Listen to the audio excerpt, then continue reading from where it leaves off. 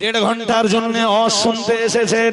ও বাবাজিরা ভাইরা, যে নসিহত গুলো শুনবেন, এই নসিহত গুলো শুনবার পরে এর উপরে কতটা আমল করেছেন আল্লাহ পাক রব্বুল আলামিন আপনাদেরকে যেমন জিজ্ঞাসা করবেন, ঠিক তথাই বছর আমি আপনাদের গাম্ভীরগাছিতে দেড় ঘন্টার জন্য ওয়াজ করতে এসেছি।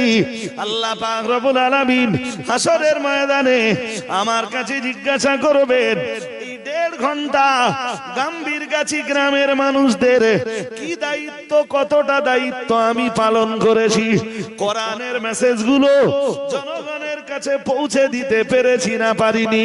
দয়ার নবী মুহাম্মদুর রাসূলুল্লাহ সাল্লাল্লাহু আলাইহি ওয়াসাল্লাম আল্লাহ পাকের নবীর জবানি মোবারকের হাদিসগুলো আমি গাম্ভীরগাছির জনগণের কাছে পৌঁছে দিতে পেরেছি না পারিনি।